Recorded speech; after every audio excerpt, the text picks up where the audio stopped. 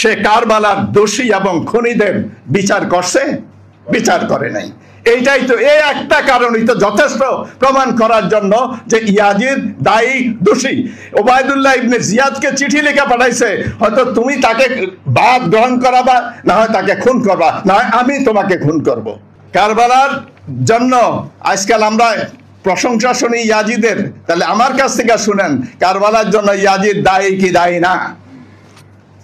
বশির বিন নোমান নামে কারবালা কুফার গভর্নর ছিল বশির বিন নোমান, নোমান বিন বশির।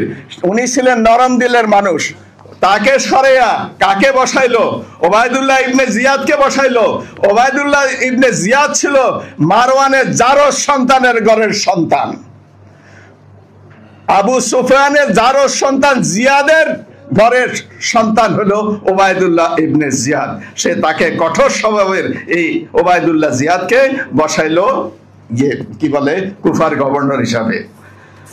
নবী পরিবারের মজলুমদের বন্দী এবং বিদ্রোহী ঘোষণা করে তাদের আগমন উপলক্ষে দামেস্কের অলিতে গলিতে বাদ্যযন্ত্র বাজিয়ে তার লস্করদের নির্দেশ দিয়েছিল, উল্লাস করো, ফুর্তি করো, আনন্দ করো। এরপরে দিয়ে বলবেন ইয়াজিদ দোষী না? অবশ্যই দোষী।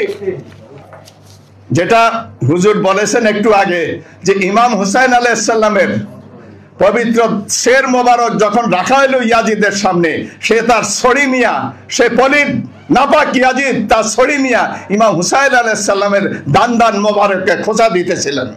তখন ওইখানে একজন সাহাবী ছিলেন হযরত আবু বুরজা আসলামী রাদিয়াল্লাহু তাআলা আনহু। উনি এটার প্রতিবাদ করাতে তাকে শহীদ করে দেওয়া হয়। এরপরে দিয়ে বলবেন যে ইয়াজিদ দোষী না?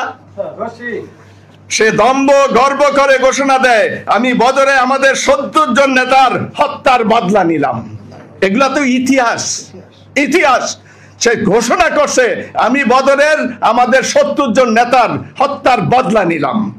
সর্বোপরি সবচেয়ে বড় জিনিস, সর্বোপরি সে কারবালার দোষী এবং খুনিদের বিচার করছে?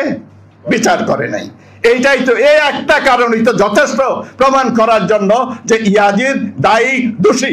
ওবায়দুল্লাহ ইবনে জিয়াদকে চিঠি লিখে পাঠাইছে, হয়তো তুমি তাকে বাদ গ্রহণ করাবা, না হয় তাকে খুন করবা, না হয় আমি তোমাকে খুন করব।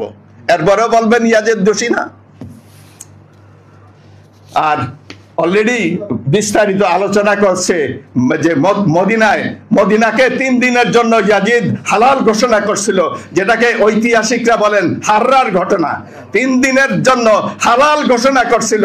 আল্লাহ রসুল সাল্লাল্লাহু আলাইহি সাল্লামের রওজা মোবারক মসজিদে নববীকে আস্তাবল বানাইছিল। ওইখানে 3 দিন নামাজ হয় নাই, একামত হয় নাই, আজান হয় নাই, এবং এই 3 দিন মসজিদে নববীকে আস্তাবল বানিয়ে রাখছিল।